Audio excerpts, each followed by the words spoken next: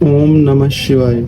शिवलिंग की स्थापना, उसके लक्षण और पूजन की विधि का वर्णन तथा शिव पद की प्राप्ति कराने वाले सत्कर्मों का विवेचन।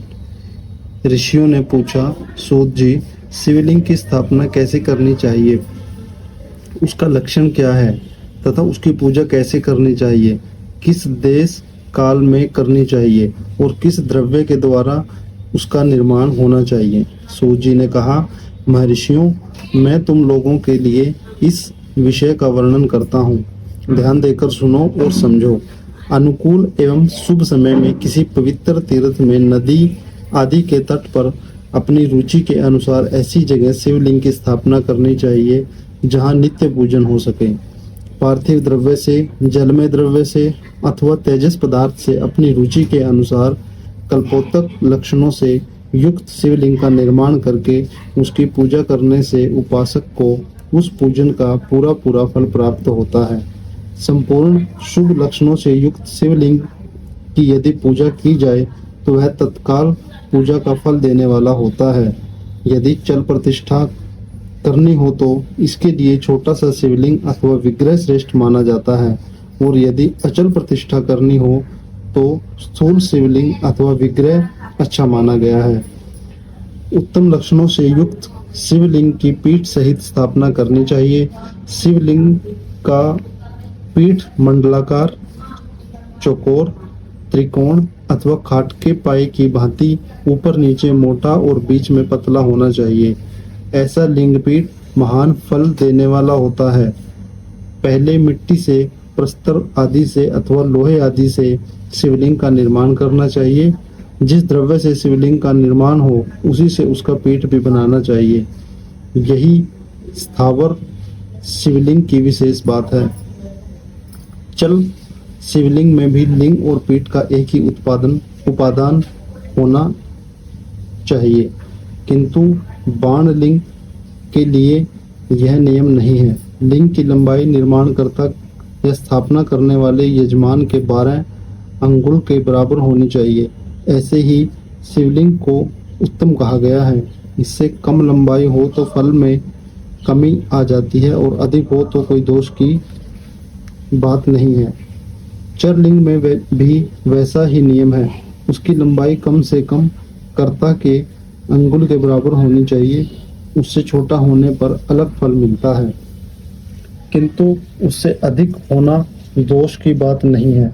यजमान को चाहिए कि वह पहले शिल्प शास्त्र के अनुसार एक विमान या देवालय बनवाए जो देवगुण की मूर्तियों से अलंकृत हो।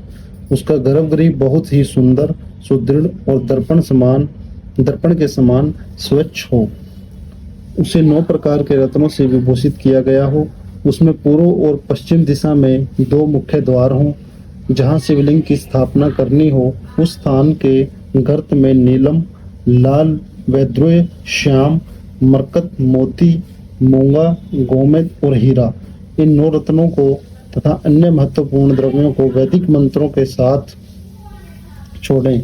सद्योजात आदि 5 वैदिक मंत्रों द्वारा शिवलिंग का 5 स्थानों में क्रम से पूजन करके अग्नि में हविष की अनेक आहुतियां दें और परिवार सहित मेरी पूजा करके गुरु स्वरूप आचार्य को धन से तथा भाई बंधुओं को मन चाही वस्तुओं से संतुष्ट करें।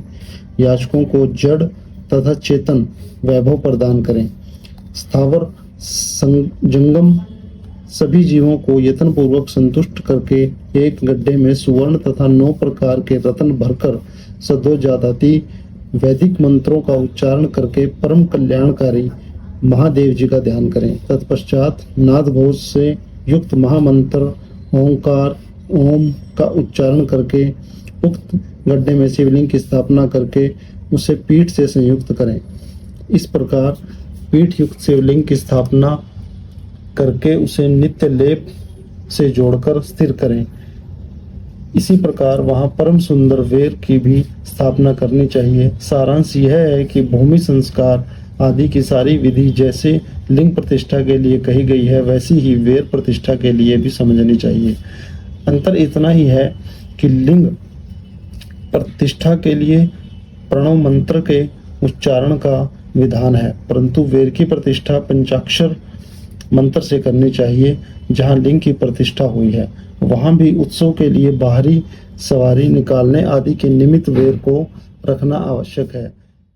वेर को बाहर से भी लिया जा सकता है, उसे गुरुजनों से ग्रहण करें। ब्रह्मा वेर वही लेने योग्य हैं जो साधु पुरुषों द्वारा पूजित हो। इस प्रकार लिंग में और वेर में भी की हुई महादेव जी की पूजा शिवपद प्रदान करने वाली होती है। स्थावर और जंगम के भेद से लिंग भी दो प्रकार का कहा गया है। वृक्ष लता आदि को स्थावर लिंग कहते हैं और कृमि कीट आदि को जंगम लिंग। स्थावर लिंग की सिंचने आदि की सेवा करनी चाहिए और जंगम लिंग को आहार एवं जल। स्थावर लिंग की सिंचने आदि के द्वारा सेवा करनी चाहिए और जंगम लिंग को आहार एवं जल आदि देकर तृप्त करना उचित है। उन स्थावर जंगम जीवों को सुख पहुंचाने में अनुरुक्त होना भगवान शिव का पूजन है, ऐसा विद्वान पुरुष मानते हैं। इस तरह महालिंग की स्थापना करके विविध उपचारों द्वारा उसका पूजन करें। अपनी शक्ति के अनुसार नित्य पूजा करनी चाहिए तथा देवालय के पास ध्वजारोहण आदि करना चाहिए। शिवलिंग साक्षात शिव का पद प्रदान करने वाला है अथवा चार लिंग में षोडशोपचारों द्वारा यथोचित रीति से क्रमशः पूजन करें। यह पूजन भी शिव पद प्रदान करने वाला है। आवाहन, आसन, अर्घ्य, पाद्यांग, आचमन, अभ्यंग पूर्वक स्नान, वस्त्र एवं यथोपवीत गंध पुष्प, धूप दीप नैवेद्य, तांबूल समर्पण, निराजन, नमस्कार और विसर्जन, ये 16 उपचार हैं। अथवा अर्घ्य से लेकर नैवेद्य विधिवत पूजन करें। अभिषेक, नैवेद्य, नमस्कार और तर्पण, ये सब यथाशक्ति नित्य करें। इस तरह किया हुआ शिव का पूजन शिव पद की प्राप्ति कराने वाला होता है। अथवा किसी मनुष्य के द्वारा स्थापित शिवलिंग में, ऋषियों द्वारा स्थापित शिवलिंग में, देवताओं द्वारा स्थापित शिवलिंग में, अपने आप प्रकट हुए स्वयं भूमिलिंग में तथा अपने द्वारा नूतन स्थापित हुए शिवलिंग में भी उपचार समर्पण पूर्वक जैसे तैसे पूजन करने से या पूजन की सामग्री देने से भी मनुष्य ऊपर जो कुछ कहा गया है वह सारा फल प्राप्त कर लेता है। क्रमशः परिक्रमा और नमस्कार करने से भी शिवलिंग शिवपद की प्राप्ति कराने वाला होता है। यदि नियम पूर्वक शिवलिंग का दर्शन मात्र कर लिया जाए तो वह भी कल्याणप्रद होता है। मिट्टी, आटा, गाय के गोबर, फूल, कनेर, पुष्प, फल, गुड़, मक्खन, भस्म अथवा अन्न से भी अपनी रुचि के अनुसार शिवलिंग बनाकर तदनुसार उसका पूजन करें। अथवा प्रतिदिन 10,000 प्रणव मंत्र का जप करें अथवा दोनों संध्याओं के समय एक एक सहस्त्र प्रणव का जप किया करें। यह क्रम भी शिवपद की प्राप्ति कराने वाला है, ऐसा जानना चाहिए। जप काल में मकारांत प्रणव का उच्चारण मन की शुद्धि करने वाला होता है। समाधि में मानसिक जप का विधान है तथा अन्य सब समय भी उपांशु जप ही करना चाहिए। नाद और बिंदु से युक्त ओंकार के उच्चारण को विद्वान पुरुष समान प्रणव कहते हैं। यदि प्रतिदिन आदर पूर्वक 10,000 पंचाक्षर मंत्र का जप किया जाए अथवा दोनों संध्याओं के समय एक एक सहस्त्र ही जप किया जाए तो उसे शिव पद की प्राप्ति कराने वाला समझना चाहिए। ब्राह्मणों के लिए आदि में प्रणव से युक्त पंचाक्षर मंत्र अच्छा बताया गया है। कलश से किया हुआ स्नान, मंत्र की दीक्षा, मातृकाओं का न्यास, सत्य से पवित्र अंतकरण वाला ब्राह्मण तथा ज्ञानी गुरु, इन सब को उत्तम माना गया है। द्विजों के लिए नमः शिवाय उच्चारण का विधान है।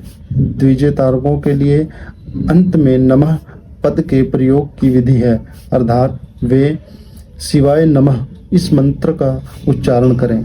स्त्रियों के लिए भी कहीं कहीं विधि पूर्वक नमोन्त उच्चारण का ही विधान है, अर्थात वे भी शिवाय नमः का ही जप करें। कोई ऋषि ब्राह्मण की स्त्रियों के लिए नमः पूर्वक शिवाय के जप की अनुमति देते हैं, अर्थात वे नमः शिवाय का जप करें। पंचाक्षर मंत्र का 5 करोड़ जप करके मनुष्य भगवान सदाशिव के समान हो जाता है। 1, 2, 3 अथवा 4 करोड़ का जप करने से क्रमशः ब्रह्मा, विष्णु, रुद्र तथा महेश्वर का पद प्राप्त होता है। अथवा मंत्र में जितने अक्षर हैं उनका पृथक पृथक 1,00,000 जप करके अथवा समस्त अक्षरों का एक साथ ही जितने अक्षर हों उतने लाख जप करें। इस तरह के जप को शिव पद की प्राप्ति कराने वाला समझना चाहिए। यदि 1000 दिनों में प्रतिदिन 1 सहस्त्र जप के क्रम से पंचाक्षर मंत्र का 10 लाख जप पूरा कर लिया जाए और प्रतिदिन ब्राह्मण भोजन कराया जाए तो उस मंत्र से अभीष्ट कार्य की सिद्धि होने लगती है। ब्राह्मण को चाहिए कि वह प्रतिदिन प्रत्यकाल 1008 बार गायत्री का जप करें। ऐसा होने पर गायत्री क्रम से शिव का पद प्रदान करने वाली होती है।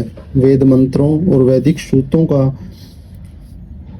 भी नियम पूर्वक जप करना चाहिए। वेदों का पारायण भी शिव पद की प्राप्ति कराने वाला है, ऐसा जानना चाहिए। अन्याय जो बहुत से मंत्र हैं उनका भी जितने अक्षर हों उतने लाख जप करें। इस प्रकार जो यथाशक्ति जप करता है वह कर्म से शिव पद यानी मोक्ष प्राप्त कर लेता है। अपनी रुचि के अनुसार किसी एक मंत्र को अपनाकर मृत्यु पर्यंत प्रतिदिन उसका जप करना चाहिए अथवा ओम इस मंत्र का प्रतिदिन 1 सहस्त्र जप करना चाहिए। ऐसा करने पर भगवान शिव की आज्ञा से संपूर्ण मनोरथों की सिद्धि होती है। जो मनुष्य भगवान शिव के लिए फुलवाड़ी या बगीचे आदि लगाता है तथा शिव के सेवा कार्य के लिए मंदिर में झाड़ने बुहारने आदि की व्यवस्था करता है, वह इस पुण्य कर्मों को करके शिव पद प्राप्त कर लेता है। भगवान शिव के जो काशी आदि क्षेत्र हैं उनमें भक्ति पूर्वक नित्य निवास करें। वह जड़ चेतन सभी को भोग और मोक्ष देने वाला होता है। अतः विद्वान पुरुषों को भगवान शिव के क्षेत्र में आमरण निवास करना चाहिए। पुण्य क्षेत्र में स्थित बावड़ी, कुआं और पोखरे आदि को शिवगंगा समझना चाहिए। भगवान शिव का ऐसा ही वचन है, वहां स्नान, दान और जप करके मनुष्य भगवान शिव को प्राप्त कर लेता है। अतः मृत्यु पर्यंत शिव के क्षेत्र का आश्रय लेकर रहना चाहिए। जो शिव के क्षेत्र में अपने किसी मृत संबंधी का दाह, दशा, मासिक श्राद्ध, सपिंडीकरण अथवा वार्षिक श्राद्ध करता है अथवा कभी भी शिव के क्षेत्र में अपने पितरों को पिंड देता है, वह तत्काल सब पापों से मुक्त हो जाता है और अंत में शिव पद पाता है। अथवा शिव के क्षेत्रों में 7, 5, 3 या एक ही रात निवास कर ले। ऐसा करने से कर्म से शिव पद की प्राप्ति होती है। लोक में अपने अपने वर्ण के अनुरूप सदाचार का पालन करने से भी मनुष्य शिव पद को प्राप्त कर लेता है। वर्णानुकूल आचरण से तथा भक्ति भाव से वह अपने सत्कर्म का अतिशय फल पाता है। कामना पूर्वक किए हुए अपने कर्म के अभिष्ट फलों को शीघ्र ही पा लेता है। निष्काम भाव से किया हुआ सारा कर्म साक्षात शिव पद की प्राप्ति कराने वाला होता है। दिन के 3 विभाग होते हैं, प्रातः, मध्याह्न और सायं। इन तीनों में कर्म से एक एक प्रकार के कर्म का संपादन किया जाता है। प्रातः काल को शास्त्र विहित नित्य कर्म करके अनुष्ठान का समय जानना चाहिए। मध्याह्न काल सकाम कर्म के लिए उपयोगी है तथा सायंकाल शांति कर्म के लिए उपयुक्त है, ऐसा जानना चाहिए। इसी प्रकार रात्रि में भी समय का विभाजन किया गया है। रात के 4 प्रहरों में से जो बीच के 2 प्रहर हैं उन्हें निषेध काल कहा गया है। विशेषतः उसी काल में की हुई भगवान शिव की पूजा अभिष्ट फलों को देने वाली होती है। ऐसा जानकर कर्म करने वाला मनुष्य यथोक्त फल का भागी होता है। विशेषतः कलयुग में कर्म से ही फल की सिद्धि होती है। अपने अपने अधिकार के अनुसार ऊपर कहे गए किसी भी कर्म के द्वारा शिव आराधन करने वाला पुरुष यदि सदाचारी है और पाप से डरता है तो वह उन कर्मों का पूरा पूरा फल अवश्य प्राप्त कर लेता है। ऋषियों ने कहा, सूत जी, पुण्य क्षेत्र कौन कौन से हैं जिनका आश्रय लेकर सभी स्त्री पुरुष शिव पद प्राप्त कर लें? यह हमें संक्षेप में बताइए। ओम नमः शिवाय।